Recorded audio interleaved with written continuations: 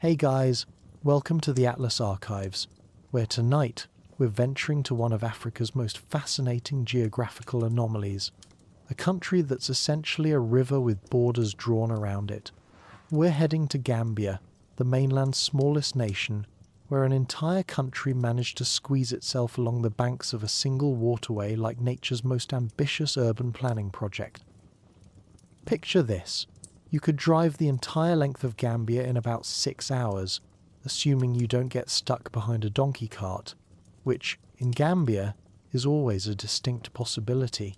This slender slice of West Africa, completely surrounded by Senegal except for its brief Atlantic coastline, has witnessed the rise and fall of ancient kingdoms, survived the brutal realities of the slave trade, and somehow emerged as one of Africa's most peaceful democracies. From the mangrove-lined creeks where crocodiles still patrol ancient waters, to the modern challenges of building democracy in a nation small enough to fit inside Connecticut 12 times over, Gambia's story proves that sometimes the most remarkable histories unfold in the most unexpected places. Drop a comment letting us know where you're listening from tonight. It's always amazing to see our global bedtime community, and if you find yourself drifting off to the gentle rhythm of Gambian history, that's exactly what we're hoping for. So grab your favourite pillow, settle into a comfortable position, and let's follow the Gambia River through 2,000 years of extraordinary stories. Chapter 1. Introduction and Geographic Overview. Picture, if you will, a snake that decided to take a very long, very narrow nap along the banks of a river. That snake, stretching roughly 300 miles from east to west, but never more than 30 miles wide, represents one of Africa's smallest and most peculiarly shaped nations. Gambia is essentially a river with a country wrapped around it, like nature's version of a hot dog bun that got a bit carried away with the filling. The Republic of Gambia sits nestled within Senegal, completely surrounded by its larger neighbour except for a brief 50-mile stretch where it meets the Atlantic Ocean. It's the African equivalent of a geographical anomaly. Imagine if someone took a ruler, drew a line along a river, and declared everything within 15 miles on either side to be a separate country. That's essentially what happened here, though the story behind it involves considerably more colonial bureaucracy and significantly less common sense. At just over 4,000 square miles, Gambia is smaller than Connecticut, making it mainland Africa's smallest country. To put this in perspective, you could fit nearly 12 Gambias inside neighbouring Senegal, or alternatively, you could drive the entire length of the country in about 6 hours, assuming you don't get stuck behind a donkey cart, which in Gambia is always a distinct possibility. The heart and soul of this slender nation is the Gambia River, flowing majestically from the highlands of Guinea through the country's entire length before emptying into the Atlantic. This river isn't just a water feature, it's the country's lifeline, highway, economic engine, and historical narrator all rolled into one. Ancient civilizations rose and fell along its banks. European traders sailed its waters seeking gold and other commodities, and today it continues to sustain the livelihoods of over 2 million Gambians. The river's influence extends far beyond its physical presence. During the rainy season, from June to October, it swells magnificently, transforming the surrounding landscape into a lush green paradise. During the dry season, it shrinks back to reveal mudflats and mangrove forests that serve as nurseries for countless species of fish and birds. It's nature's own seasonal theatre, complete with costume changes that would make Broadway envious. Gambia's climate follows the reliable patterns of the Sahel region, with 2 distinct seasons that locals joke you could set your calendar by. If you owned a calendar and weren't too busy farming groundnuts, the wet season brings the dramatic arrival of monsoon rains, turning the country emerald green and filling the air with the earthy scent of petrichor. The dry season, dominated by the harmattan winds carrying fine dust from the Sahara Desert, paints everything in golden hues and makes everyone look mysteriously tan, whether they want to or not. Temperature-wise, Gambia maintains a tropical warmth that rarely drops below 70 degrees Fahrenheit, even during the coolest months of December and January. The hottest period, just before the rains arrive in May, can see temperatures soar above 100 degrees, creating conditions where the only reasonable response is to find shade, drink lots of water, and contemplate the wisdom of early civilizations who invented the midday nap. The country's population of approximately 2.4 million people is concentrated mainly along the river corridor, creating a linear settlement pattern that mirrors the country's unusual shape. Banjul, the capital city, sits on an island at the mouth of the Gambia River, connected to the mainland by bridges that have witnessed more history than most monuments. With a population of just over 30,000, Banjul is one of the world's smallest capital cities, proving that sometimes the best things do indeed come in small packages. However, the real urban centre is Serekunda, a sprawling metropolis that grew organically around Banjul and now houses nearly 500,000 residents. Serekunda represents modern Gambian life in all its chaotic glory, a place where traditional markets exist alongside internet cafes, where donkey carts share roads with taxis, and where the call to prayer mingles with the sounds of Afrobeat music drifting from someone's radio. Gambia's cultural landscape is as diverse as its ecosystem, home to multiple ethnic groups who have coexisted for centuries with the kind of harmony that international diplomats could learn from.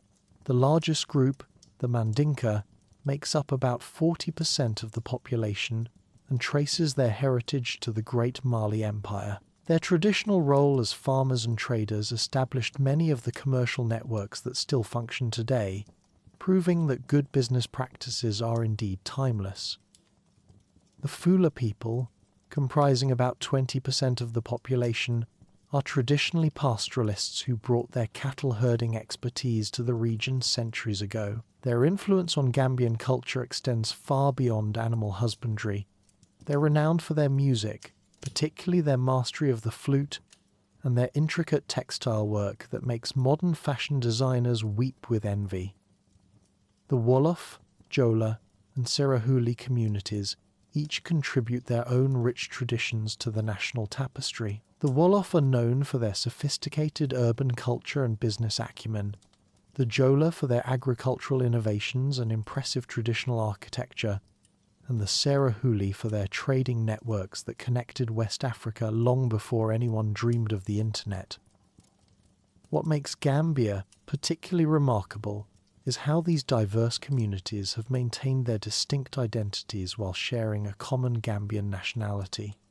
It's like a masterclass in multiculturalism, achieved without focus groups, sensitivity training, or corporate diversity initiatives, just centuries of practical cooperation and mutual respect, seasoned with the wisdom that comes from sharing a very small country where everyone is essentially your neighbour.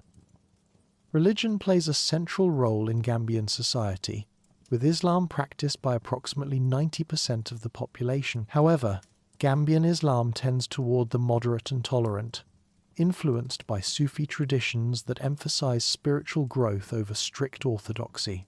Christian communities, representing about 8% of the population, coexist peacefully with their Muslim neighbours, while traditional beliefs continue to influence daily life in subtle but meaningful ways.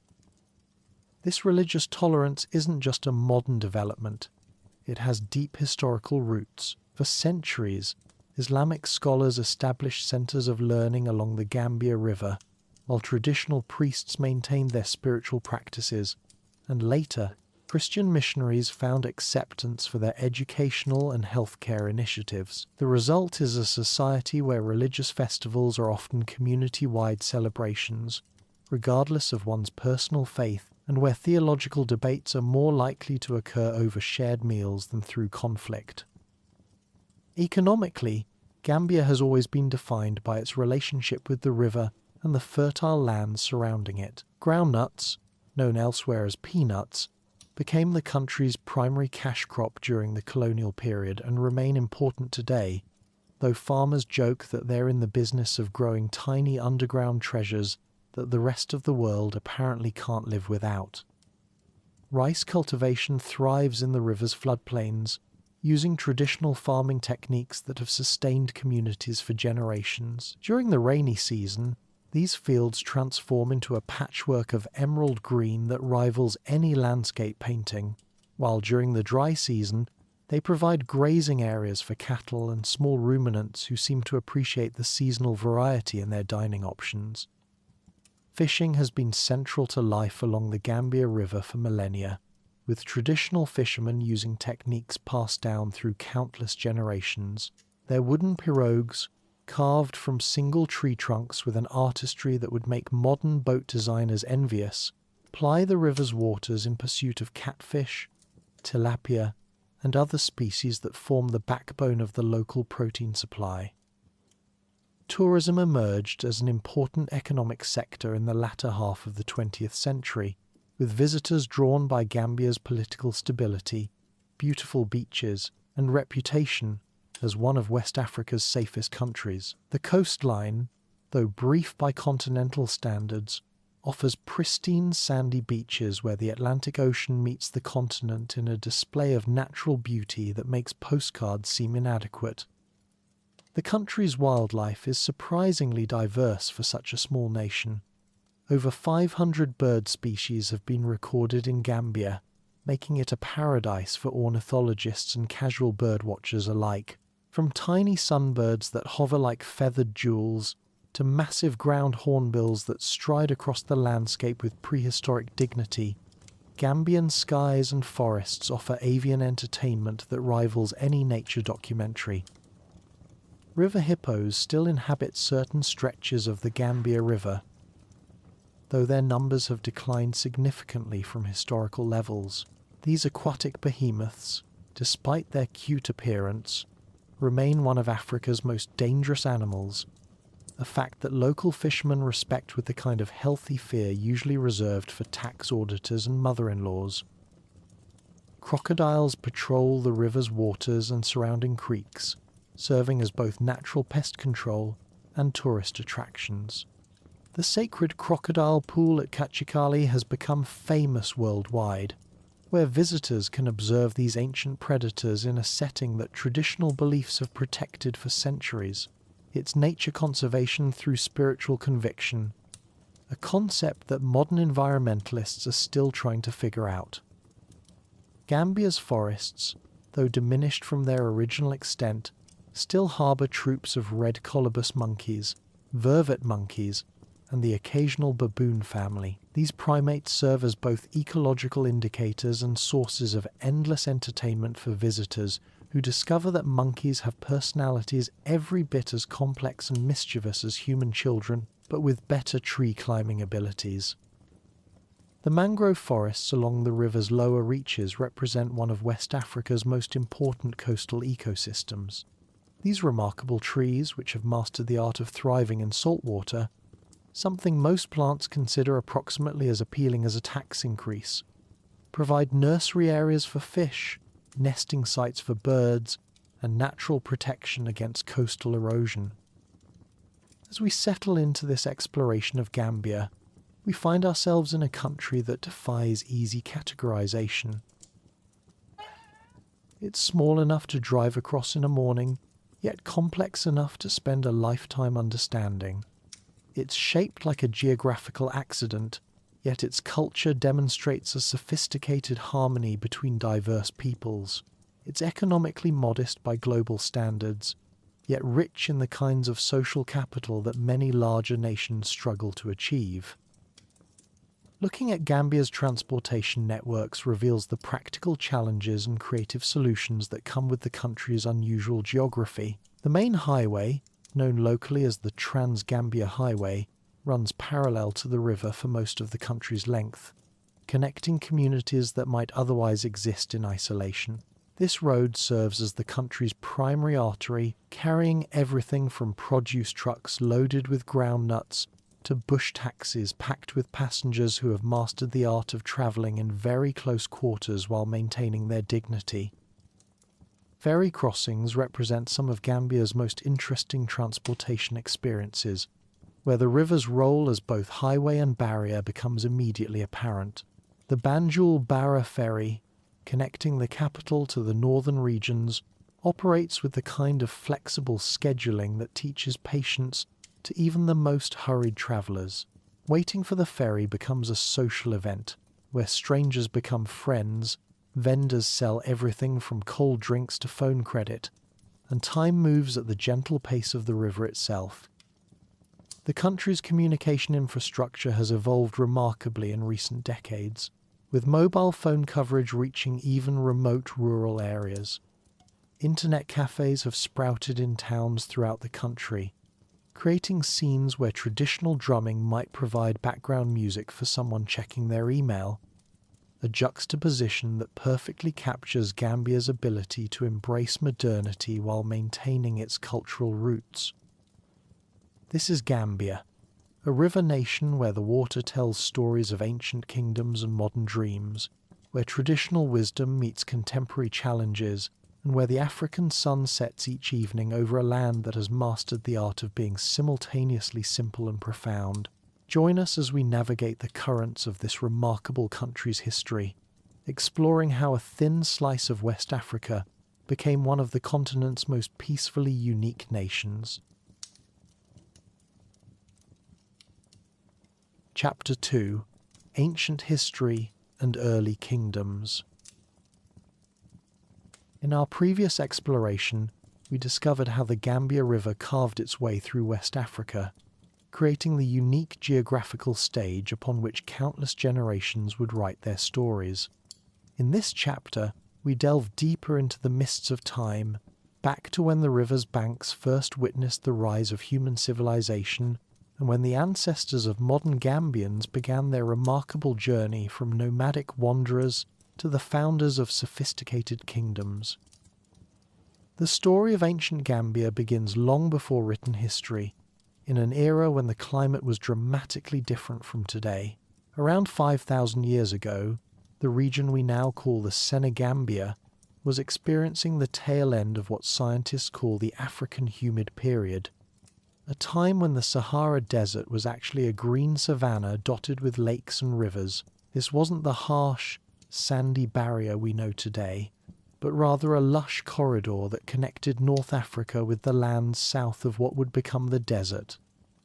During this verdant period, the earliest inhabitants of the Gambia River region were likely hunter-gatherers who had mastered the art of living in harmony with their environment. Archaeological evidence suggests that these ancient West Africans were already demonstrating remarkable ingenuity, creating some of Africa's earliest pottery at sites in Mali around 7,400 years before the Common Era.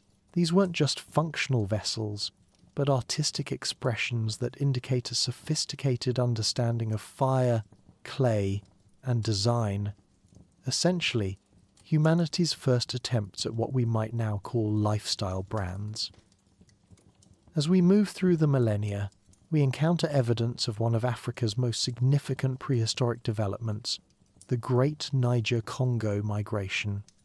This wasn't a single exodus, but rather a gradual expansion that began around 3,000 years before the Common Era, involving peoples who spoke the ancestral languages from which modern Mandinka, Wolof, and Jola tongues would eventually emerge. These early migrants weren't just moving randomly across the landscape. They were following rivers, seeking fertile soils, and establishing the foundations of what would become one of Africa's most linguistically diverse regions. The Niger-Congo speakers brought with them revolutionary technologies that would transform the Gambian landscape. They had mastered the domestication of yams, oil palms, and eventually developed their own unique variety of rice specifically adapted to West Africa's wetlands. This wasn't simply agriculture as we might understand it today, but rather an ecological partnership that demonstrated profound understanding of seasonal flooding patterns, soil types, and plant biology. They essentially turned the Gambia River's annual flood cycle into a natural irrigation system that could support growing populations. By around 1,000 years before the Common Era, iron technology had reached the Gambia region, fundamentally altering the relationship between humans and their environment. The ability to create iron tools meant that dense forests could be cleared more efficiently, harder soils could be cultivated, and more sophisticated agricultural implements could be developed. Iron also enabled the creation of more effective weapons, which would prove crucial as communities grew larger and competition for resources intensified. It's remarkable to consider that the same basic metallurgical principles being used to forge tools along the Gambia River were simultaneously being developed by peoples throughout West Africa, creating a technological foundation that would support the rise of great empires. The Jola people represent one of the most fascinating chapters in Gambia's ancient history, as they are widely considered among the region's earliest continuous inhabitants. Archaeological evidence and oral traditions suggest that the Jola had established sophisticated agricultural communities along the lower Gambia River well over 1,000 years ago, developing what historians describe as one of West Africa's most impressive examples of sustainable agriculture. Their mastery of rice cultivation in tidal wetlands required intimate knowledge of water management, soil chemistry, and seasonal patterns that would make modern agricultural engineers envious. What made Jola society particularly remarkable was its egalitarian structure, which contrasted sharply with the hierarchical kingdoms that would later dominate the region. Jola communities operated without kings or hereditary chiefs, instead governing themselves through councils of elders and age-grade societies that ensured decision-making remained broadly participatory. This wasn't primitive democracy, but rather a sophisticated system of checks and balances that prevented the concentration of power while maintaining social cohesion. Their society was so effectively organized that when European explorers first encountered Jola communities in the 15th century, they were impressed by the absence of the political conflicts that plagued many neighboring kingdoms. The religious and cultural practices of the ancient Jola provide insights into the spiritual landscape of pre-Islamic Gambia. They developed a complex monotheistic belief system centered around Emitai, a supreme deity associated with rain, fertility, and the natural cycles that governed agricultural success. This wasn't abstract theology, but practical spirituality deeply integrated with environmental management. Sacred groves were preserved as religious sites, inadvertently creating some of West Africa's earliest conservation areas, while ritual practices helped coordinate community labor during critical agricultural seasons. Jola artistic traditions produced remarkable cultural innovations, including the development of the ikonting, a three-stringed musical instrument that some musicologists believe may have been an ancestor of the banjo. The ikonting wasn't just entertainment, but served important social functions, accompanying storytelling sessions that preserved historical memories, marking important ceremonial occasions, and providing a soundtrack for the agricultural rhythms that governed daily life. The instrument's construction required sophisticated knowledge of acoustics, wood selection, and string tension. Essentially, they were creating precision musical instruments using entirely natural materials. The megalithic stone circles that dot the Senegambian landscape, including several sites within modern Gambia, represent another intriguing aspect of the region's ancient history. Built between the 3rd century before the Common Era and the 16th century of the Common Era, these monuments required considerable social organization and engineering knowledge. While scholars debate whether they were built by ancestors of the Sera, Jola, or other groups, the monuments clearly indicate the presence of societies capable of coordinating large-scale construction projects while supporting specialized craftsmen and laborers. The stone circles weren't just ancient monuments, but served important social and spiritual functions. Archaeological excavations have revealed that they were often associated with burial sites, suggesting they played roles in funeral practices and ancestor veneration. The precision with which these stones were shaped and positioned indicates sophisticated understanding of engineering principles, while their astronomical alignments suggest knowledge of celestial movements. In essence, these ancient Gambians were creating permanent institutions that could serve their communities for generations, demonstrating a level of forward-thinking planning that would make modern urban planners proud. Around the 13th century, the ancient tranquility of the Gambia River region was disrupted by the arrival of a new force that would reshape the political landscape: Mandinka warriors and settlers migrating from the emerging Mali Empire. These weren't random raiders, but organized groups representing one of Africa's most sophisticated political systems, bringing with them technologies, trade networks, and governmental structures that would fundamentally alter the region's development trajectory. The Mali Empire, founded by the legendary Sundiata Keita around 1235 of the Common Era, represented a quantum leap in West African political organization. At its height, Mali controlled an area larger than Western Europe, establishing trade routes that connected the goldfields of the south with the salt mines of the north, while maintaining diplomatic relations with North African kingdoms and even Mediterranean powers. The empire's influence on the Gambia region came through both direct political control and cultural diffusion, as Mandinka settlers established new communities while adapting to local conditions. The Mandinka migration into the Gambia region wasn't a conquest in the traditional sense, but rather a complex process of settlement, intermarriage, and cultural synthesis.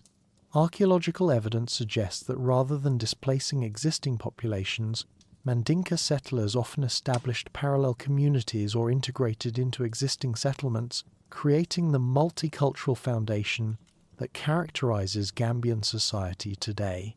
This process was facilitated by the Mandinka political system, which was sophisticated enough to accommodate local traditions while maintaining imperial loyalty.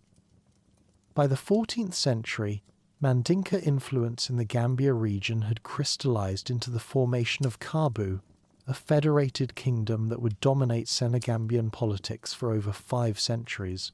Kabu represented a remarkable political innovation, a federal system that allowed constituent kingdoms to maintain their local traditions and leadership, while participating in a larger political and economic framework. This wasn't medieval bureaucracy, but rather a flexible system that could adapt to local conditions while maintaining regional coordination.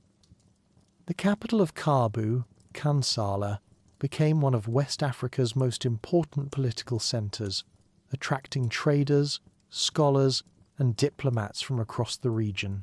The city's strategic location allowed it to control trade routes between the interior and the coast, while its political innovations influenced governmental development throughout the Senegambia. Kansala wasn't just a capital city, but an early example of what we might now call a hub of innovation, where new ideas about governance, commerce, and technology could be developed and tested before spreading to other regions. The economic foundation of Kabu rested on its ability to control and facilitate trade networks that stretched from the Atlantic coast to the interior of West Africa. Mandinka merchants established trading posts along the Gambia River, creating the commercial infrastructure that would later attract European interest. These weren't simple markets, but sophisticated commercial centres that could handle complex transactions involving multiple currencies, credit arrangements, and long-distance transportation. The merchants essentially created West Africa's first multinational trading corporations, centuries before Europeans developed similar institutions. Agriculture remained central to Kabu's economy, but Mandinka settlers brought new crops and farming techniques that increased productivity and supported larger populations. They introduced new varieties of millet and sorghum adapted to different soil types, while developing more efficient methods for storing and processing grain. The combination of improved agriculture and expanded trade created the economic surplus necessary to support specialized craftsmen, professional soldiers, and the governmental apparatus of a major kingdom. The military organization of Kabu reflected the sophisticated understanding of warfare that the Mandinka had developed during the expansion of the Mali Empire. Kabu's army combined traditional infantry, armed with spears and shields, with mounted warriors who could provide mobility and shock value in battle. The military wasn't just a fighting force, but also served important social functions, providing opportunities for young men to gain status and training them in the leadership skills necessary for later civilian roles. Mandinka military technology included the use of iron weapons and protective equipment that gave them significant advantages over opponents still relying on stone and wooden implements. However, they also adapted to local conditions, learning riverine warfare techniques that would prove crucial for controlling the Gambia River system. Their military innovations included the development of war canoes capable of transporting soldiers and supplies along the river network, essentially creating West Africa's first naval forces. The social structure of Kabu reflected both Mandinka traditions and adaptations to local conditions. The kingdom maintained the Mali Empire's system of hereditary castes, including nobles, commoners, and specialist craftsmen, but adapted these structures to incorporate existing Jola and other communities. This wasn't cultural imperialism, but rather a sophisticated system of social integration that allowed different ethnic groups to maintain their identities while participating in the larger political framework. The caste system of Kabu included griots, hereditary praise singers, and historians whose role went far beyond entertainment. Griots served as living libraries, memorizing genealogies, historical narratives, and cultural knowledge that might otherwise have been lost. They also functioned as diplomats, mediating between different groups and maintaining the complex web of relationships that held the federation together. In essence, they were West Africa's first professional media and diplomatic corps, centuries before such institutions appeared elsewhere. Religious practices in ancient Kabu reflected the complex spiritual landscape of pre-Islamic West Africa.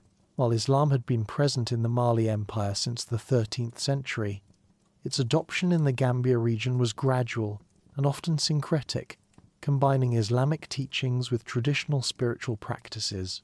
This wasn't religious confusion, but rather sophisticated theological adaptation that allowed communities to adopt new spiritual technologies while maintaining connection to ancestral traditions. The spread of Islam in ancient Gambia was facilitated by Muslim traders and scholars who established themselves in commercial centres along the river. These early Muslim communities weren't isolated enclaves, but integrated parts of the broader society who demonstrated the practical benefits of Islamic commercial law, literacy, and international connections. The gradual conversion process allowed traditional religious practices to continue alongside Islamic observance, creating the tolerant religious atmosphere that characterizes Gambian society today. By the 15th century, when the first European explorers began ascending the Gambia River, they encountered a sophisticated political and economic landscape that had been shaped by centuries of indigenous development.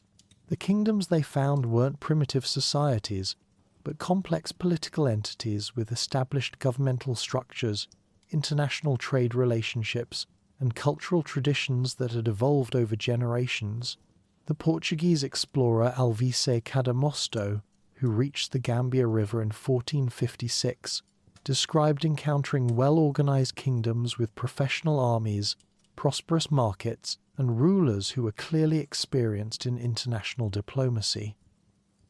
The legacy of these ancient kingdoms would profoundly influence the course of Gambian history, establishing patterns of political organization, cultural tolerance, and economic innovation that continue to characterize the country today. The federal structure of Kabu prefigured modern approaches to governance, while the commercial networks established by Mandinka traders created the foundation for Gambia's continued role as a regional trading centre. Most importantly, the successful integration of different ethnic groups within Kabu's political framework established the multicultural model that has allowed Gambia to avoid the ethnic conflicts that have plagued many other West African nations. As we prepare to explore the arrival of European explorers and the beginning of the Atlantic trade, we can appreciate how the ancient foundations laid by Jola agriculturalists, Mandinka empire builders, and other early communities created a sophisticated society well prepared to engage with new international challenges. The river that had nurtured the development of indigenous kingdoms would soon become a highway for global commerce, but the cultural and political innovations developed during the ancient period would continue to influence how Gambians adapted to these new realities.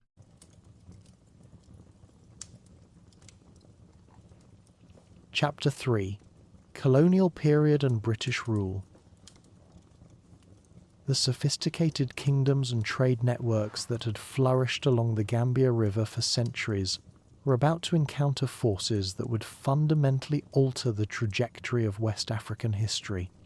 The arrival of European explorers in the 15th century marked the beginning of a new era, one in which the ancient rhythms of African commerce would gradually give way to the demands of global capitalism, and the political autonomy of indigenous rulers would slowly erode under the pressure of colonial expansion.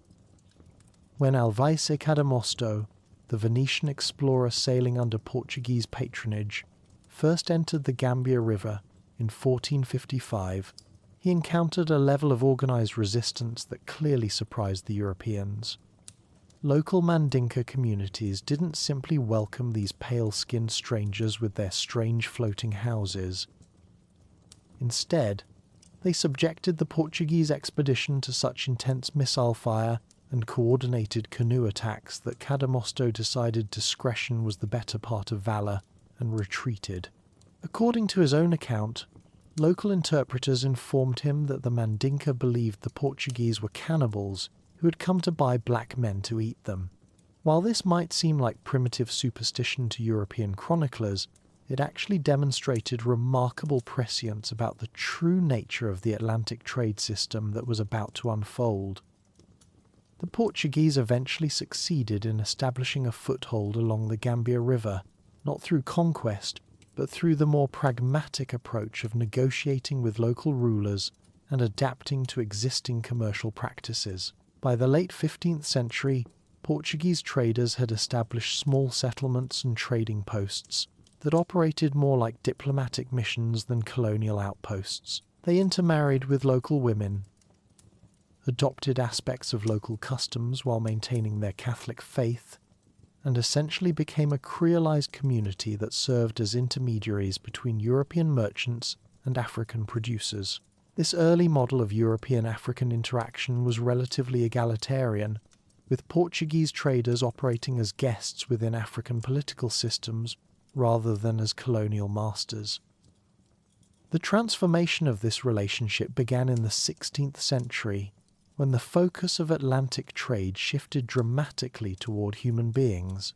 The Portuguese had initially come seeking gold, but the development of sugar plantations in Brazil created an insatiable demand for labor that would reshape the entire West African economy.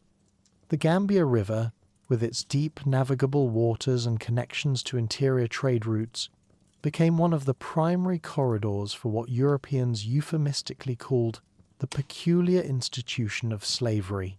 Though there was nothing particularly peculiar about an economic system based on the systematic dehumanization of millions of people. The English entry into West African trade began in earnest during the late 16th century, driven by a combination of economic opportunity and strategic competition with other European powers. English merchants, observing Portuguese profits from the Gambia trade, began referring to the river as a river of secret trade and riches concealed by the Portuguese, which sounds like the kind of promotional language that would make modern marketing executives proud. However, early English attempts to establish permanent settlements met with mixed success, largely because they underestimated both the complexity of African political systems and the challenges of operating in a tropical environment where European diseases were often deadlier to the Europeans than to the Africans. The establishment of English dominance in the Gambia required both military force and bureaucratic innovation. In 1660, shortly after the restoration of the monarchy, King Charles II granted a charter to the Company of Royal Adventurers trading to Africa, which was later reorganized as the Royal African Company. This represented a new model of colonial enterprise, a state-sponsored monopoly corporation designed to extract maximum profit from West African trade while providing the Crown with both revenue and strategic advantage over competing European powers. The company's charter explicitly included the right to trade in redwood, elephant's teeth, Negroes, slaves, hides, wax, guinea grains, or other commodities, a list that reveals the comprehensive nature of European exploitation with the casual bureaucratic language that makes genocide sound like a shopping list. The Royal African Company established Fort James on an island about 20 miles up the Gambia River in 1664, creating the infrastructure necessary for systematic slave trading. The fort wasn't just a military installation but a complex commercial enterprise that included holding facilities for enslaved people, warehouses for trade goods, and administrative offices for managing what was essentially an early version of multinational corporate operations. The company branded enslaved people with its initials RAC, treating human beings as inventory in a way that would make modern corporate executives uncomfortable, assuming they retained any capacity for shame. Between 1672 and 1731, the Royal African Company transported over 187,000 enslaved people from West Africa to English colonies in the Americas, with nearly 40,000 dying during the horrific Middle Passage. To put these numbers in perspective, this single company was responsible for more human suffering than many wars, famines, or natural disasters, yet it operated as a perfectly legal enterprise that paid dividends to respectable investors who included nobles, clergy, and merchants who saw no contradiction between Christian morality and the systematic brutalization of fellow human beings. The impact of the slave trade on Gambian society was profound and multifaceted. While some African rulers and merchants profited enormously from the trade, collaborating with Europeans to raid neighboring communities for captives, the overall effect was to destabilize traditional political systems and redirect African economic energies toward human predation rather than productive activities. The constant threat of enslavement created a climate of fear and suspicion that undermined social cohesion, while the introduction of firearms and European trade goods disrupted traditional craft production and altered the balance of military power between different communities. Local resistance to European domination took various forms, from armed rebellion to economic sabotage to cultural preservation. In 1667, enslaved people at Fort James managed to seize control of the island in what contemporary English records described as the formerly enslaved possessing themselves of the island. While this rebellion was eventually suppressed, it demonstrated that resistance was constant and that the colonial system required continuous vigilance and violence to maintain itself. Similar uprisings occurred throughout the colonial period, often coordinated with attacks by free African communities who recognized that European slave raids threatened everyone's security.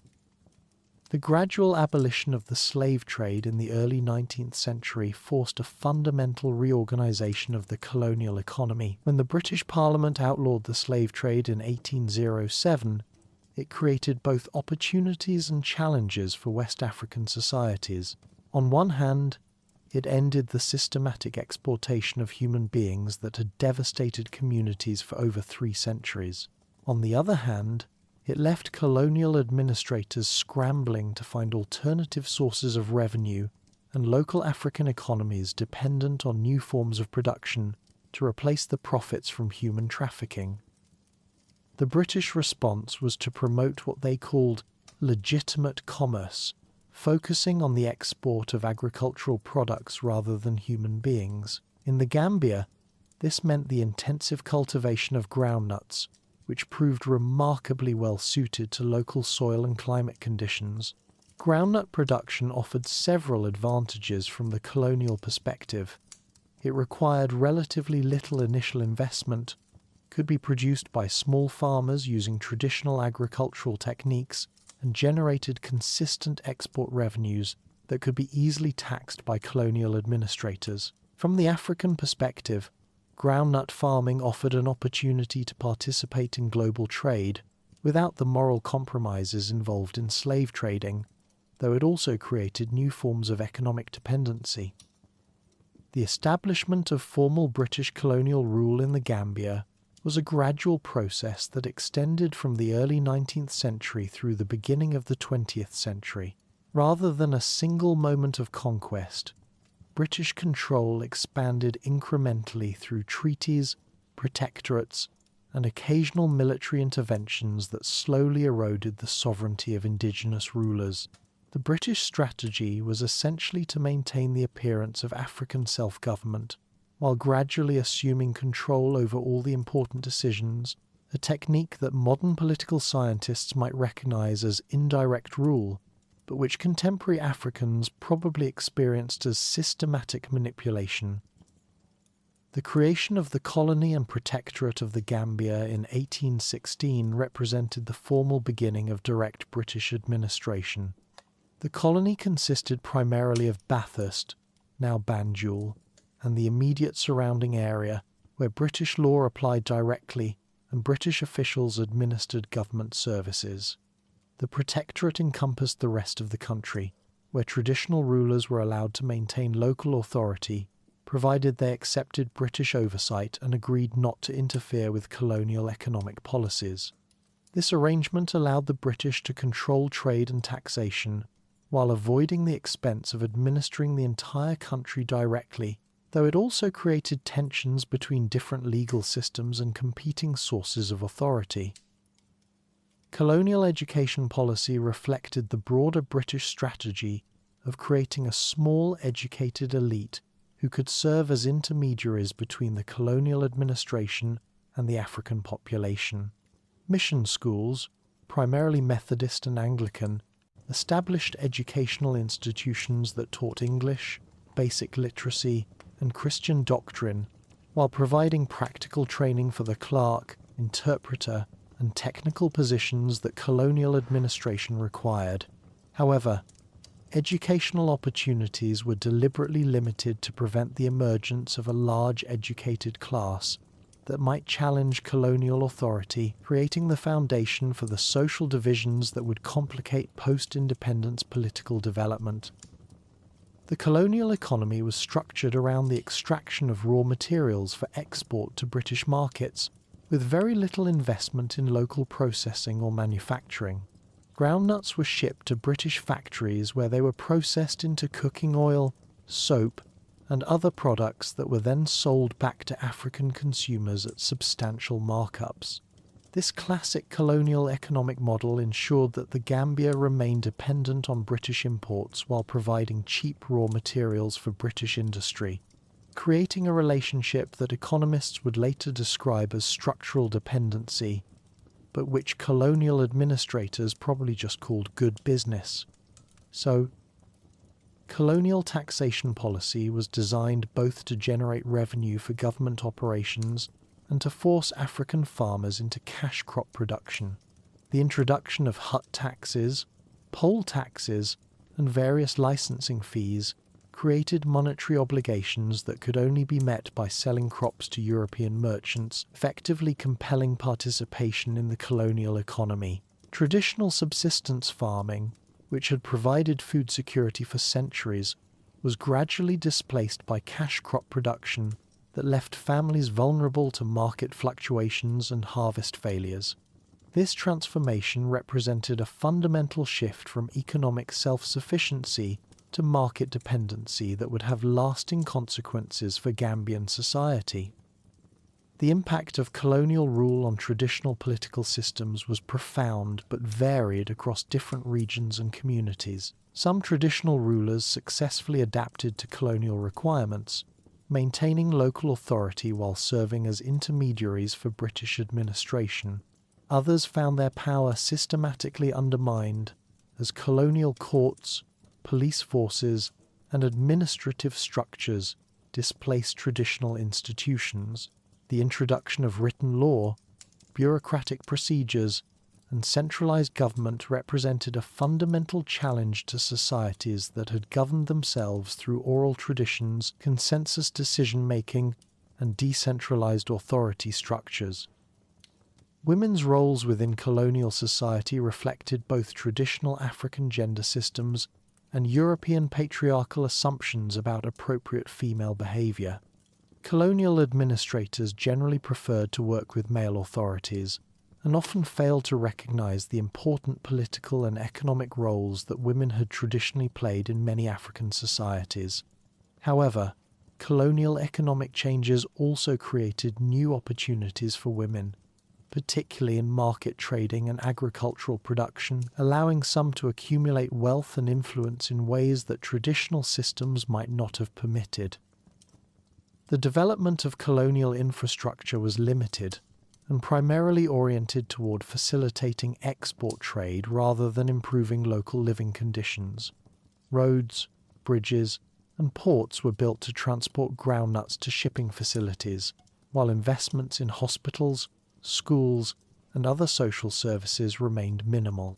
This pattern of development created the basic transportation infrastructure that would benefit later economic development, but did little to improve the immediate welfare of the African population, who were supposedly being civilized by colonial rule.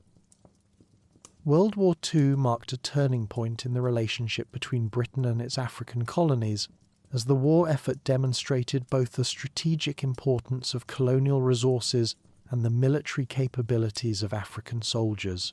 Gambian troops served with distinction in the Burma campaign, contributing to Allied victory while gaining military experience and exposure to broader political ideas about self-determination and human rights.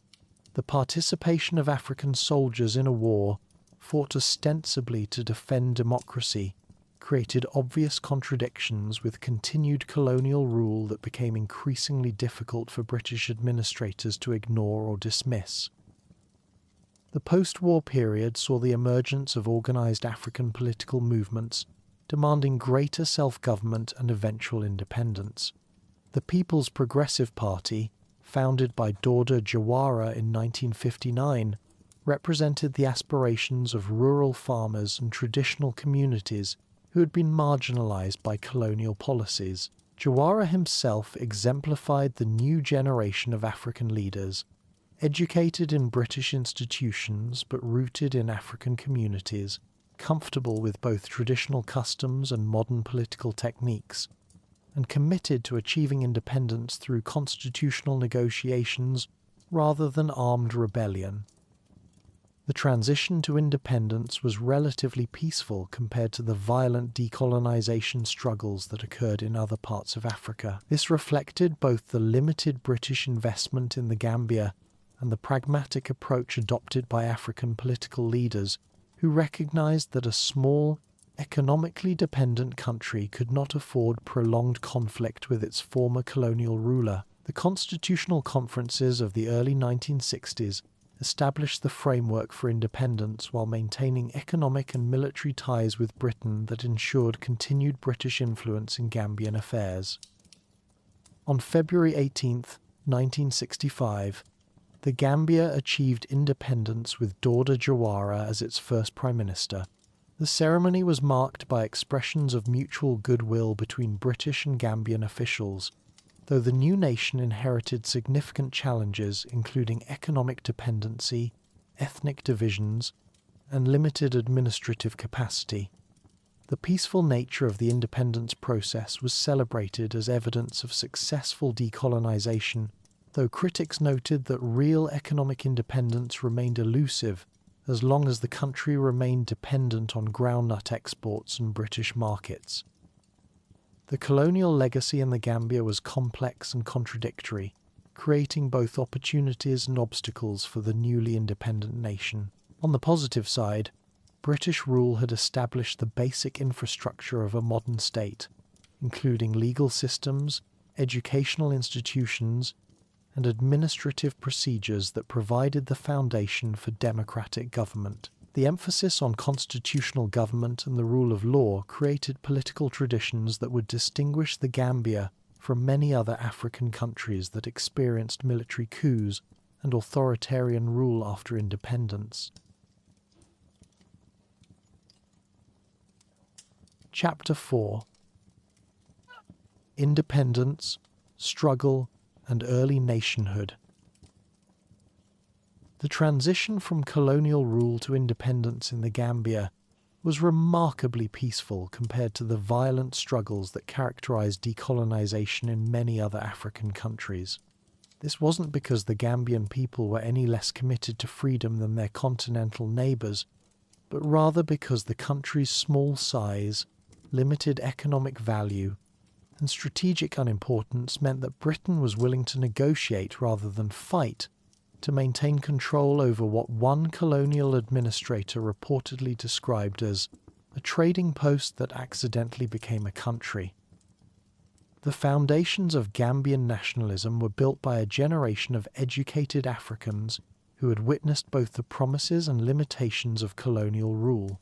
These men and women had attended mission schools, worked in the colonial administration, and travelled to other parts of Africa where independence movements were gaining momentum. They understood that political freedom was not just about replacing white officials with black ones, but about fundamentally restructuring the relationship between government and governed in ways that would serve African interests rather than European profits.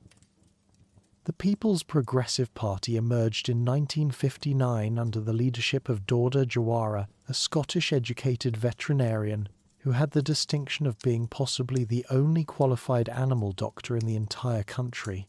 Jawara's background as a veterinarian proved excellent preparation for politics, as both professions require patience, diagnostic skills, and the ability to deal with creatures who can't always communicate what's wrong with them. His transition from treating cattle to managing politicians was probably easier than most career changes, though the politicians were generally less well behaved than the livestock. Jawara's political philosophy was pragmatic rather than ideological, focused on achieving tangible improvements in people's daily lives rather than pursuing grand revolutionary theories. He understood that the Gambia's small size and economic limitations required a careful balancing act between maintaining good relations with former colonial powers and asserting African sovereignty. This approach would characterize his entire political career, earning him praise for wisdom and criticism for excessive caution, depending on one's perspective and the political circumstances of the moment. The PPP's initial platform emphasized rural development, educational expansion, and gradual democratization within the existing constitutional framework. This wasn't revolutionary radicalism, but it represented a fundamental challenge to colonial priorities that had consistently favored European commercial interests over African welfare. The party's name itself, the People's Progressive Party, suggested a commitment to gradual improvement rather than dramatic transformation, which appealed to voters who wanted change but feared the instability that had accompanied independence movements in other parts of Africa. The 1960 elections marked the beginning of African political dominance in the Gambia, as the PPP won a plurality of seats and Jawara was appointed Minister of Education. This position allowed him to directly address one of the most pressing needs of the newly independent nation, creating an educational system that would serve African rather than colonial purposes. Instead of training clerks and interpreters for the colonial administration, schools would need to prepare young Gambians for leadership roles in their own country, while maintaining the practical skills necessary for economic development. The constitutional negotiations that led to independence were conducted with the kind of civilized diplomacy that probably made both sides slightly suspicious of each other's motives. British officials, preoccupied with more pressing decolonization crises in Kenya, Algeria, and other trouble spots, were eager to avoid another costly conflict in West Africa.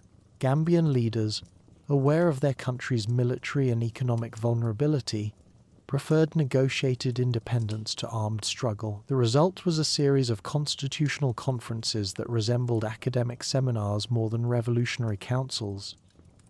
In October 1960, while attending Nigeria's independence celebrations, Jawara drafted what became known as the Independence Manifesto, a document that boldly proclaimed the PPP's commitment to achieving self-governance by 1961 through constitutional means. The manifesto declared that the Gambian people possessed an undeniable right to freedom and self-determination, language that was simultaneously radical in its implications and moderate in its methods. The British governor reportedly received this declaration with less than enthusiasm, but by this point, the momentum toward independence had become irreversible. The 1962 elections gave the PPP a clear mandate to proceed with independence negotiations, as Jawara became Prime Minister and began the final phase of constitutional discussions with British officials. These negotiations were facilitated by the practical reality that Britain had little to lose and potentially much to gain from maintaining good relations with an independent Gambia that would remain within the Commonwealth and continue to provide access to the Gambia River for commercial purposes. On February 18, 1965, the Gambia achieved independence in a ceremony that combined traditional African customs with British constitutional formalities. The celebration included a traditional Mansa Bengo, or gathering of kings, that featured representatives from 30 nations, along with what the BBC described as soothsayers and standard bearers, creating a unique blend of indigenous traditions and international diplomacy. Prince Edward, Duke of Kent, formally granted independence on behalf of Queen Elizabeth II, while Jawara represented the new nation in accepting the transfer of sovereignty. The early years of independence were marked by the enormous challenges facing a small, economically underdeveloped country, attempting to build modern state institutions while maintaining democratic governance. The Gambia inherited a civil service staffed largely by British expatriates, the economy dependent on groundnut exports, and a population with limited experience in democratic self-government. The new government's response to these challenges would determine whether independence represented genuine liberation or merely a change in the colour of the ruling class. Jawara's approach to nation-building emphasised gradual institutional development rather than dramatic political transformation. The new government retained many British officials in technical positions, while gradually training Gambian replacements, maintained the existing legal system while adapting it to local conditions, and preserved the groundnut-based economy while attempting to diversify agricultural production. This strategy prioritized stability over rapid change, reflecting both practical constraints and Jawara's temperamental preference for evolutionary rather than revolutionary development. The question of republican status became a significant political issue in the late 1960s, as many Africans questioned the logic of maintaining the British monarch as head of state after achieving independence. A referendum held in 1965 failed to achieve the two-thirds majority required to amend the constitution, demonstrating both the strength of democratic institutions and the complexity of post-colonial identity formation. The campaign revealed interesting divisions within Gambian society, between those who saw the monarchy as a useful symbol of constitutional continuity and those who viewed it as an anachronistic remnant of colonial subordination. A second referendum in 1970 succeeded in establishing the Republic of the Gambia, with Jawara becoming the country's first president. This transition was accomplished without violence or constitutional crisis, establishing patterns of peaceful political change that would distinguish the Gambia from many other African countries during the turbulent 1970s and 80s. The successful Republican transition demonstrated that democratic institutions could function effectively in post-colonial Africa, provided they were adapted to local conditions and enjoyed genuine popular support. The 1970s brought both achievements and challenges for the young republic. The government succeeded in expanding educational opportunities, improving health services, and developing basic infrastructure, while maintaining competitive elections and press freedom. However, economic growth remained slow, youth unemployment increased, and growing inequality created social tensions that would eventually challenge the stability of the democratic system. The global economic disruptions of the decade, including oil price shocks and commodity market volatility, created additional pressures on a country with limited economic diversification. The emergence of opposition parties, particularly the National Convention Party, formed in 1975 by Sheriff Mustafa Dibba, provided healthy democratic competition while testing the PPP's commitment to pluralism. Dibba, a former PPP member who had served as vice president, represented the kind of legitimate political opposition that democracy requires to function effectively. His decision to form an independent party demonstrated both the maturity of Gambian political culture and the growing sophistication of the electorate. The 1977 elections saw increased opposition support, though the PPP maintained its parliamentary majority through a combination of rural popularity and superior organizational capacity. These elections were notable for their competitive nature and peaceful conduct, earning international praise for the Gambia's democratic maturity. The fact that former government officials could become opposition leaders without facing persecution or exile marked a significant achievement in a continent where political competition often led to violence or authoritarian repression. However, by the late 1970s, economic difficulties and social tensions were creating the conditions that would lead to the most serious challenge to democratic government in the Gambia's post-independence history. Rising unemployment, particularly among young people, created fertile ground for radical political movements that questioned not just government policies, but the entire framework of capitalist democracy. The emergence of groups like the Movement for Justice in Africa and the Gambia Socialist Revolutionary Party reflected growing frustration with the pace of social change and the persistence of economic inequality. These radical organizations, influenced by Marxist ideology and Pan-African liberation movements, argued that genuine independence required not just political sovereignty but fundamental economic transformation. They criticized the PPP government for maintaining neo-colonial relationships with former colonial powers, allowing continued foreign economic domination, and failing to address the structural inequalities that characterized Gambian society. Their critique resonated with young people who had expected independence to bring rapid improvements in living standards and expanded opportunities for advancement. The government's response to radical opposition was generally restrained, reflecting Jawara's commitment to democratic norms, even when faced with movements that rejected the legitimacy of the democratic system itself. Rather than banning opposition groups or imprisoning critics, the government attempted to address legitimate grievances while maintaining constitutional order. This approach demonstrated remarkable political maturity, but may have been interpreted by some opponents as weakness rather than principled restraint.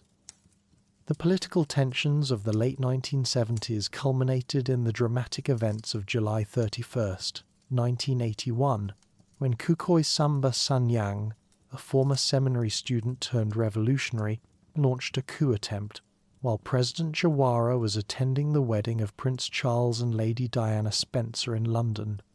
The timing was not coincidental. The plotters had deliberately waited for Jawara to leave the country, calculating that his absence would facilitate their seizure of power and reduce the likelihood of organized resistance from government supporters.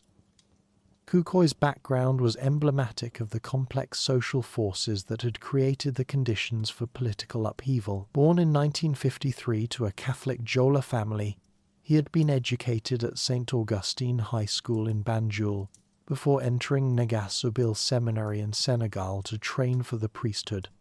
His expulsion from the seminary and subsequent political radicalization reflected the broader crisis facing educated young Africans who found limited opportunities for advancement within the existing social and economic system. The coup attempt began before dawn on July 30th, when Koukoy and 11 accomplices walked from their base in Talanding to the Field Force Depot in Bakau, where they overwhelmed the guards and seized the armory. Armed with AK-47 rifles and supported by disaffected members of the paramilitary police, the rebels quickly gained control of key points in the capital, including the radio station from which they proclaimed the establishment of a dictatorship of the proletariat and announced their intention to create a revolutionary socialist state.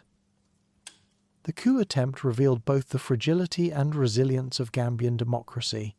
On one hand, the ease with which a small group of determined revolutionaries could seize control of the capital demonstrated the weakness of the country's security apparatus and the depth of social discontent among certain segments of the population. On the other hand, the failure of the coup to gain widespread popular support and the government's eventual ability to restore order showed that democratic institutions had developed genuine roots in Gambian society. President Jawara's response to the crisis demonstrated both his personal courage and his pragmatic approach to governance. Rather than attempting to rally loyal forces for a potentially bloody civil war, he immediately flew to Dakar to consult with Senegalese President Abdou Diouf and invoke the Mutual Defense Agreement that the two countries had signed in 1965. This decision prioritized the restoration of constitutional order over national pride, reflecting Jawara's realistic assessment of the Gambia's military limitations and his willingness to accept temporary dependence to preserve democratic government. The intervention of Senegalese troops on August 1st marked a turning point in the crisis, as professional soldiers equipped with superior weapons and training gradually gained control of the situation.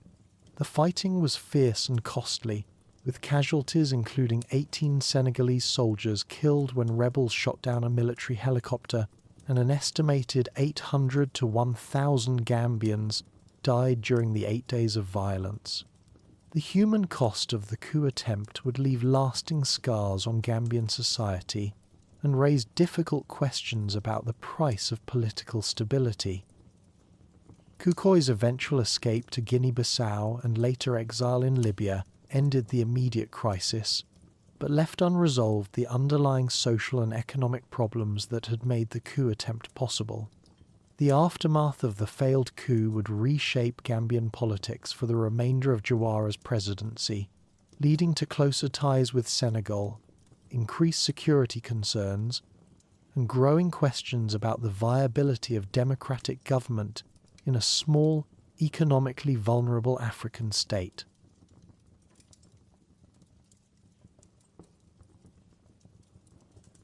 Chapter 5: Modern Political Development. The aftermath of the 1981 coup attempt and the subsequent intervention of Senegalese forces marked the beginning of a new chapter in Gambian politics, one that would see the gradual erosion of the democratic institutions that had distinguished the country for nearly 30 years. While President Jawara's immediate response to the crisis demonstrated both his pragmatic leadership style and his commitment to constitutional order, the long-term consequences of the failed coup would create conditions that ultimately undermined the very democratic system he had worked so hard to protect. The formation of the Senegambia Confederation in 1982 represented Jawara's attempt to address the security vulnerabilities that the coup attempt had revealed, while maintaining Gambian sovereignty. The Confederation aimed to integrate the military forces of both countries, while gradually unifying their economies and currencies, creating a political structure that could provide greater security for the Gambia without complete absorption into Senegal. However, this arrangement proved deeply unpopular with many Gambians who viewed it as a compromise of their hard-won independence and a step toward eventual Senegalese domination. The presence of Senegalese troops on Gambian soil became a constant reminder of the country's dependence on external protection, creating resentment that transcended ethnic and political divisions. Many Gambians interpreted the Confederation as evidence that their government lacked the legitimacy and capability to defend itself, while others saw it as Jawara's betrayal of the nationalist principles that had inspired the independence struggle. These sentiments would later provide ammunition for critics, who argued that Jawara had sacrificed national dignity for personal security. Economic difficulties during the 1980s compounded the political challenges facing Jawara's government. The global recession, drought conditions that affected agricultural production, and structural adjustment programs imposed by international financial institutions created hardships that particularly affected young people and urban populations. Unemployment rates soared while government services deteriorated, creating the kind of social tensions that had contributed to the 1981 coup attempt and would continue to threaten political stability throughout the decade. The collapse of the Senegambia Confederation in 1989 removed one source of popular grievance, but left unresolved the fundamental security dilemma that had prompted its creation in the first place. Without Senegalese protection, the Gambia remained vulnerable to internal threats, while lacking the military capacity to defend itself against determined opponents. This vulnerability would become increasingly apparent as corruption scandals and economic mismanagement eroded public confidence in the government during the early 1990s. The emergence of serious corruption allegations in the final years of Jawara's presidency provided the immediate catalyst for the military intervention that would end democratic government in the Gambia. In late 1993, revelations about high-ranking government officials embezzling millions of dollars from union funds created a public scandal that Jawara's administration seemed unable or unwilling to address effectively. When investigations finally began in June 1994, they appeared designed more to limit political damage than to ensure accountability, reinforcing public perceptions that the government had lost its moral authority. The military coup that overthrew Jawara's government on July 22, 1994, was carried out not by seasoned political conspirators, but by a group of young army officers who claimed to be motivated by frustration with corruption and misgovernment. The leading figure among the coup makers was Lieutenant Yahya Jammeh, a 29-year-old officer who had been responsible for Pope John Paul II's security during his visit to the Gambia in 1992 and had recently completed military police training in the United States. Jammeh's background reflected the complexities of Gambian society and the grievances that motivated the coup. Born in 1965 in Kanilai, a small village in the West Coast region, he belonged to the Jola ethnic group that had historically been marginalized within Gambian politics, despite their status as one of the country's original inhabitants. His education at Gambia High School and subsequent military training had provided him with exposure to both traditional and modern influences, while his service in the Presidential Guard had given him intimate knowledge of the weaknesses and vulnerabilities of Jawara's government. The coup itself was remarkably bloodless, beginning before dawn when Jammeh and his fellow conspirators seized key installations, including the airport, radio station, and State House. The ease with which a small group of junior officers could overthrow a government that had survived for nearly 30 years demonstrated both the fragility of Gambian institutions and the depth of popular dissatisfaction with the existing political system.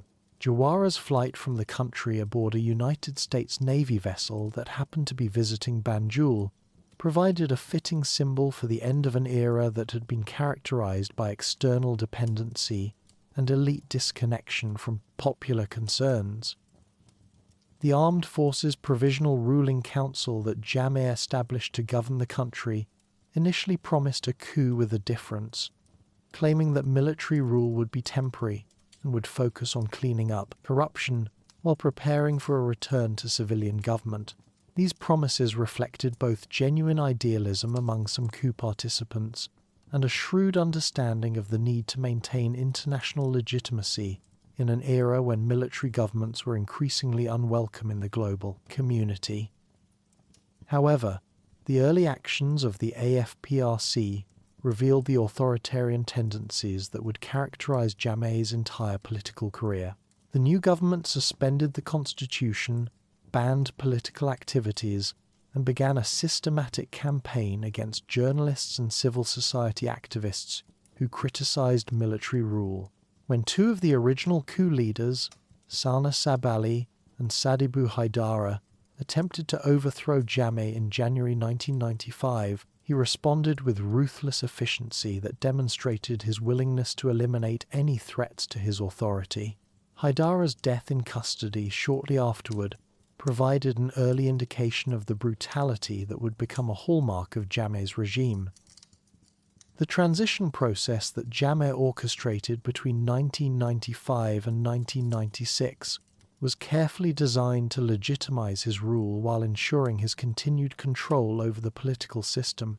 The new constitution that was approved by referendum in August 1996 provided for multi-party elections but included provisions that favored incumbents, such as unlimited presidential terms, and a lowered voting age that expanded the electorate to include younger voters who might be more supportive of change and less attached to the old political parties. Jammeh's transformation of the AFPRC into the Alliance for Patriotic Reorientation and Construction provided the institutional vehicle for his transition from military dictator to elected president. The 1996 presidential election that brought him to power was conducted under conditions that hardly constituted free and fair competition, with opposition parties banned from participation and former government officials prohibited from political activity for 30 years. Nevertheless, Jammeh's victory with 56% of the vote provided him with a veneer of democratic legitimacy that he would use to justify increasingly authoritarian rule. The early years of Jammeh's presidency demonstrated his ability to combine populist appeals with systematic repression in ways that maintained his political support while eliminating potential threats. His government launched infrastructure projects and social programs that benefited rural communities, particularly in Jola majority areas that had been marginalized under previous governments. At the same time, he systematically dismantled the independent institutions that had characterized Gambian democracy, subordinating the judiciary, intimidating the press, and using security forces to harass and eliminate political opponents. Jammeh's successful re-election in 2001, 2006, and 2011 reflected both his genuine popularity among certain segments of the population and his increasing mastery of electoral manipulation. His campaigns combined promises of continued development with appeals to religious sentiment and ethnic solidarity, while opposition parties struggled to organize effectively under the constraints imposed by authoritarian rule. The decision of major opposition parties to boycott legislative elections further weakened democratic institutions while providing Jammeh with parliamentary majorities that enabled him to rule virtually without opposition. The international response to Jammeh's authoritarian evolution was characterized by the kind of pragmatic accommodation that enabled many African dictators to consolidate power during this period. While Western governments occasionally criticized human rights abuses and suspended aid programs, they generally preferred stability to democratic upheaval and were willing to work with Jammeh as long as he maintained order and avoided the kind of dramatic excesses that might create international embarrassment. Jammeh's increasing megalomania during his later years in power reflected both his growing confidence and his deteriorating mental state. His claims to possess miraculous healing powers, including the ability to cure AIDS and infertility, demonstrated a complete disconnection from reality that might have been amusing if it hadn't involved forcing HIV-positive patients to abandon life-saving medications. His threats to execute homosexuals and his increasingly erratic behavior in international forums created diplomatic difficulties, while reinforcing his domestic image as a leader who would not be intimidated by external pressure. The growing brutality of Jammeh's regime during the 2010s reflected both his paranoia about potential threats and his conviction that extreme violence was necessary to maintain control.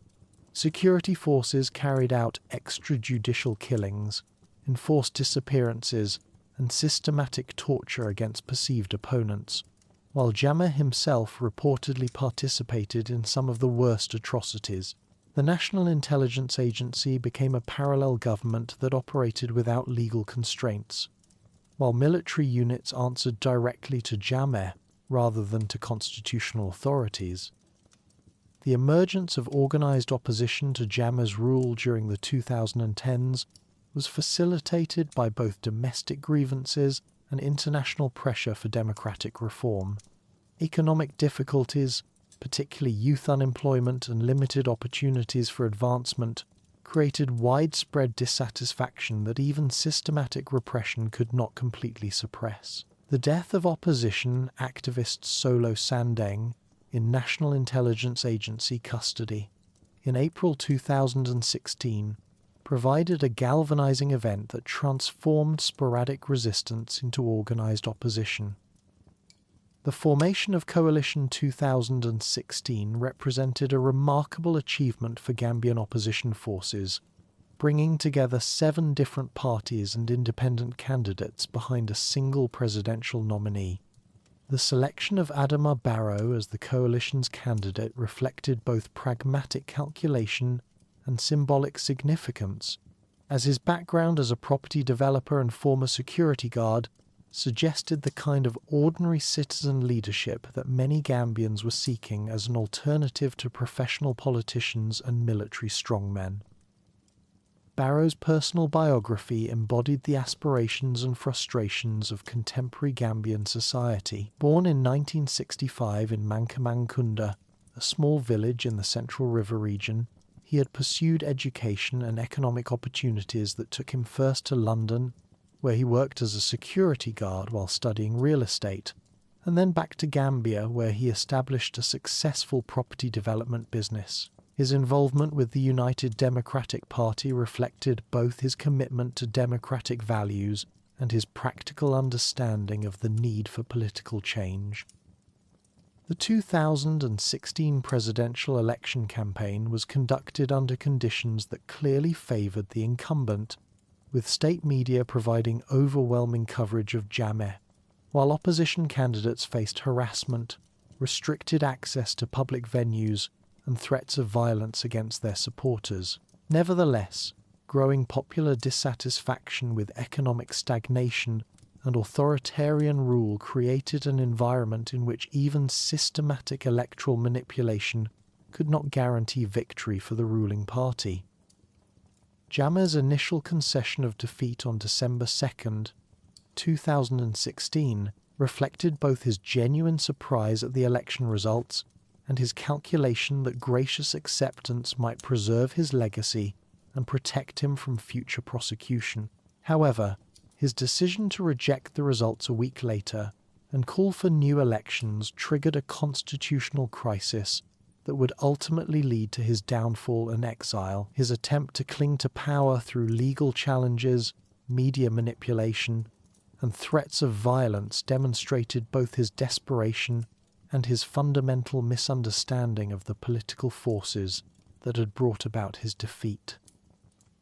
The intervention of the Economic Community of West African States proved crucial in forcing Jammeh's eventual departure, as regional leaders made clear that they would not tolerate the overthrow of democratic governance through post-election manipulation.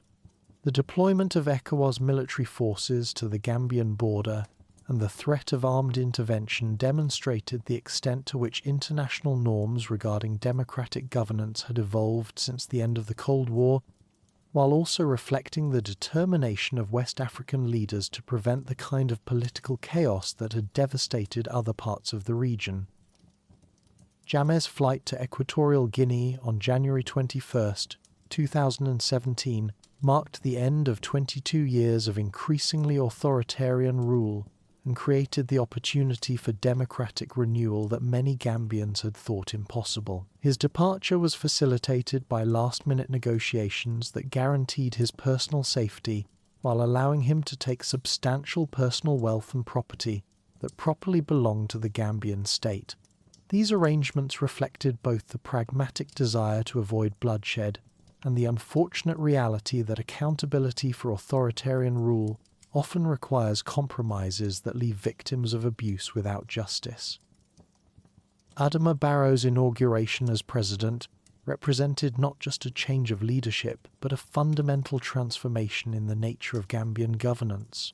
His commitment to establishing a Truth, Reconciliation, and Reparations Commission, reforming security institutions, and strengthening democratic governance suggested a genuine determination to break with the authoritarian patterns that had characterized the previous 2 decades.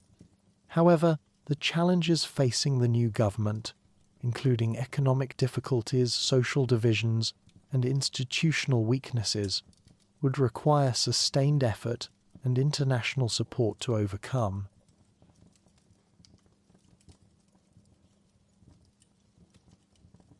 Chapter 6: Contemporary Gambia.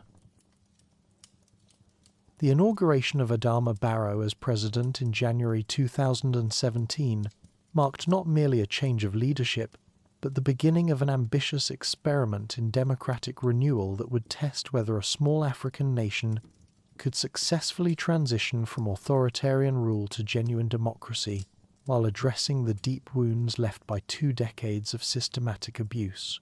The challenges facing the new government were enormous, requiring nothing less than the complete reconstruction of state institutions while managing the expectations of a population that had suffered tremendously and deserved both justice and tangible improvements in their daily lives.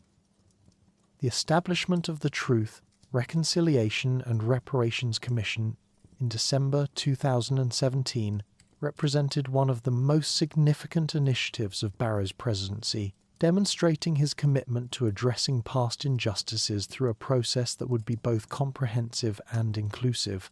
The TRRC, composed of 11 commissioners representing Gambia's ethnic, religious, and gender diversity, was tasked with investigating human rights abuses committed during Jammeh's 22-year rule, while promoting national reconciliation and recommending appropriate responses ranging from prosecutions to amnesty to reparations.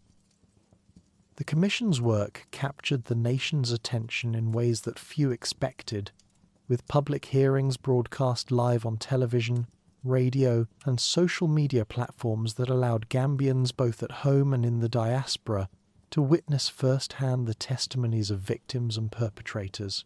The sight of former death squad members confessing to murders they had committed on Jammeh's orders, beauty queens describing sexual abuse by the former president, and ordinary citizens recounting years of torture and imprisonment created a shared national experience that was simultaneously cathartic and traumatic.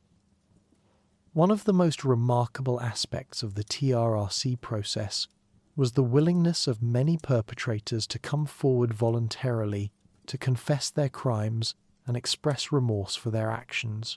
This level of cooperation was unprecedented in the history of truth commissions, reflecting both the thoroughness of the Commission's investigative work and the genuine desire of many former regime officials to come to terms with their past. The Commission heard from over 390 witnesses during more than 800 days of public hearings, creating an invaluable historical record of systematic abuse while providing a platform for victims to tell their stories in their own words. The TRRC's final report submitted to President Barrow in November 2021, contained 427 findings and 218 recommendations that provided a roadmap for achieving justice and preventing future atrocities. The Commission recommended prosecutions for Jammeh and numerous accomplices while proposing institutional reforms, reparations programs, and memorialization initiatives that would honor victims and ensure that the lessons of the past were not forgotten. The government's acceptance of the majority of these recommendations in May 2022 demonstrated official commitment to transitional justice, though implementation has proven more challenging than initial acceptance. The broader reform agenda pursued by the Barrow government reflected an understanding that democratic consolidation required more than just holding elections. It demanded the patient work of rebuilding institutions, changing political culture, and creating space for civil society to flourish. The establishment of the National Human Rights Commission in 2019 provided an independent monitoring body that could investigate abuses and advocate for victims' rights, while reforms to media laws created greater press freedom that allowed journalists to fulfill their democratic responsibilities without fear of persecution.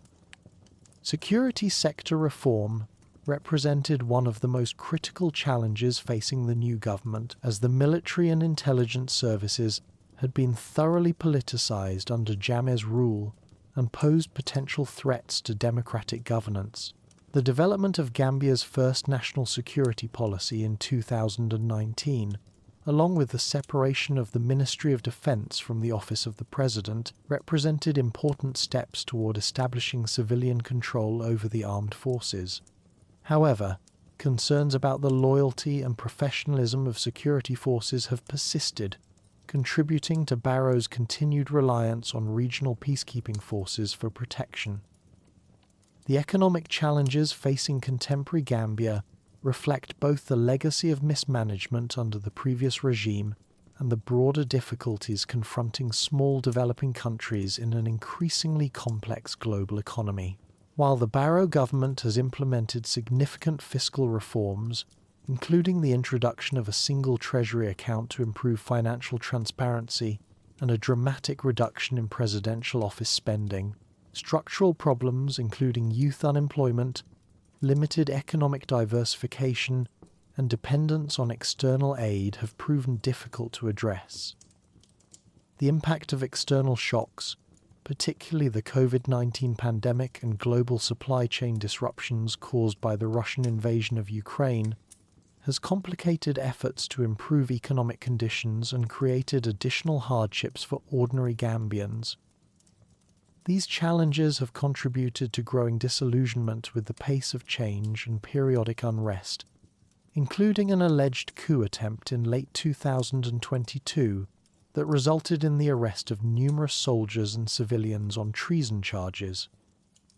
Barrow's political evolution since taking office has disappointed many who supported him as a transitional leader committed to democratic renewal. His decision to renege on his campaign promise to step down after 3 years, his break with the United Democratic Party to form his own National People's Party, and his controversial alliance with remnants of Jammeh's APRC have raised questions about his commitment to the democratic principles he once championed. The Operation 3 Years Jotna protests in 2019 and 2020 reflected widespread frustration with what many perceived as his transformation from democratic reformer to conventional politician primarily concerned with maintaining power. The constitutional reform process has become emblematic of the broader challenges facing Gambian democracy, as efforts to replace Jammeh's 1997 constitution have repeatedly foundered on political calculations and disagreements over fundamental questions of governance.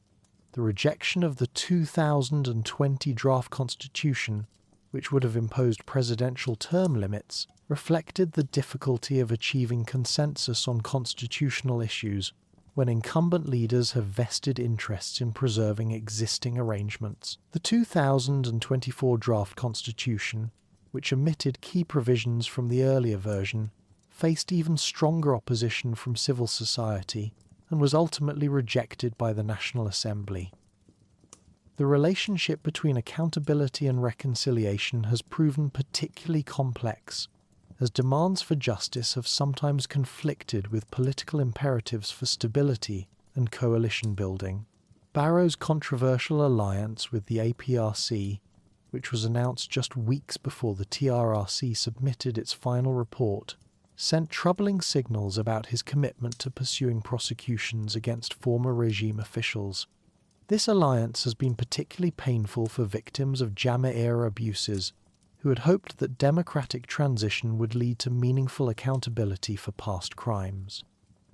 International efforts to pursue justice have provided some measure of accountability, even as domestic prosecutions have stalled. The conviction of former Interior Minister Ousmane Sonko by a Swiss court in 2024, along with ongoing proceedings in Germany against other former officials, has demonstrated the potential of universal jurisdiction to address serious international crimes. However, these cases, while symbolically important, cannot substitute for domestic accountability processes that would have greater legitimacy and impact within Gambian society.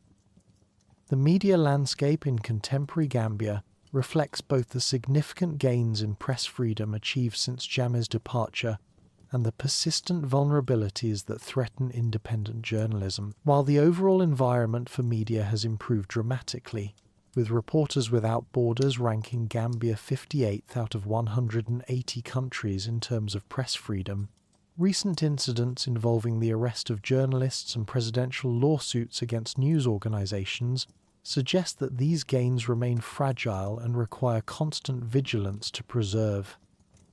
Civil society organizations have flourished in the post-Jammeh era, taking advantage of expanded civic space to engage in advocacy, monitoring, and service delivery activities that were impossible under authoritarian rule. The Association of Non-Governmental Organizations, representing over 80 civil society institutions, has played particularly important roles in supporting transitional justice processes and advocating for democratic reforms. However, these organizations face ongoing challenges including limited resources, capacity constraints, and occasional government pressure when their activities conflict with official preferences. The generational dynamics of contemporary Gambian politics reflect broader patterns across Africa, as young people who constitute the majority of the population demand greater political participation and economic opportunities, while older leaders struggle to adapt to changing expectations. The high levels of youth unemployment and limited educational opportunities have contributed to ongoing emigration, with many young Gambians continuing to attempt dangerous journeys to Europe through irregular migration routes despite government efforts to create domestic opportunities. Gambia's international standing has improved significantly since the democratic transition, with the country's readmission to the Commonwealth of Nations in February 2018, symbolizing its return to the community of democratic states. However, this improved reputation has created expectations for continued progress that add pressure to the reform process, while also providing opportunities for increased international cooperation and investment. The recognition of President Barrow with Peace and Leadership Awards from various African organizations reflects international appreciation for Gambia's democratic achievements, even as domestic critics question whether such recognition is premature. The role of traditional and religious leaders in contemporary Gambia continues to evolve as democratic institutions develop alongside customary authorities that have governed local communities for generations. Chiefs and religious figures maintain significant influence in rural areas, where they serve as mediators, advisors, and custodians of cultural practices that have sustained communities through centuries of change. The challenge of integrating traditional governance systems with modern democratic institutions remains ongoing, requiring careful balance between respecting cultural heritage and ensuring that all citizens enjoy equal rights and opportunities regardless of their background or location. The influence of the diaspora on contemporary Gambian politics and society has grown significantly since the democratic transition, as Gambians living abroad have gained confidence in engaging with their homeland's political development. Remittances from diaspora communities continue to represent a crucial source of foreign exchange, while diaspora investments in education, healthcare, and business development provide important supplements to government and international donor efforts. The TRRC's inclusion of diaspora voices in its proceedings demonstrated the global nature of Gambian identity and the continued connections between those at home and abroad. Women's participation in political and economic life has expanded significantly since the democratic transition, with increased representation in government institutions and civil society organizations.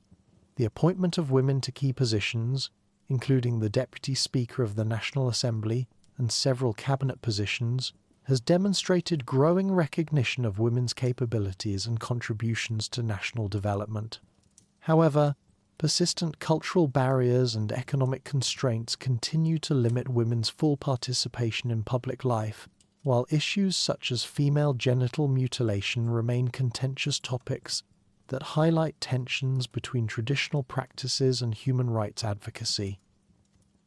The educational system has undergone significant improvements since the democratic transition, with increased enrollment rates and expanded access to higher education, creating new opportunities for young Gambians. The establishment of the University of the Gambia and improvements to technical and vocational training programs have provided alternatives to emigration for ambitious young people seeking to improve their circumstances. However, quality concerns and limited resources continue to constrain educational outcomes, while the brain drain of educated Gambians to other countries represents an ongoing challenge for national development efforts. The future of democracy in Gambia depends largely on the ability of political leaders to prioritize national interests over partisan calculations, while building institutions strong enough to survive political transitions. The 2021 presidential election, in which Barrow won a second term with increased support, demonstrated that competitive elections can take place peacefully even when incumbent advantages exist. However, the broader democratic project requires sustained commitment to constitutional governance, respect for human rights, and inclusive development that benefits all citizens. Looking toward the future, Gambia faces the challenge of consolidating democratic gains while addressing persistent economic and social problems that threaten stability and provide opportunities for authoritarian backlash.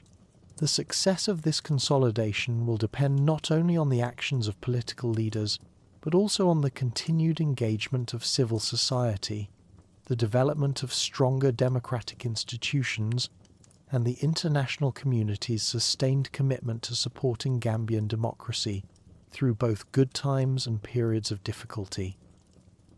The story of contemporary Gambia represents both an inspiring example of democratic transition and a sobering reminder of the challenges facing small states attempting to build democratic governance in difficult circumstances. The country has avoided the violent conflicts that have plagued other post-authoritarian transitions, while making significant progress in establishing democratic institutions and improving human rights. However, the persistence of economic difficulties, political polarization, and institutional weaknesses suggests that the democratic transition remains fragile and requires continued effort to secure. As Gambians look toward the future, they can take pride in their achievements while recognizing the work that remains to be done. The river that has sustained their ancestors for millennia continues to flow toward the Atlantic, carrying with it the hopes and dreams of a people who have chosen democracy over dictatorship, reconciliation over revenge, and hope over despair. The ultimate success of this democratic experiment will depend on whether future generations can build upon the foundations laid by today's reformers while learning from the mistakes of the past. In this small country by a great river, the future of African democracy continues to be written, one careful step at a time.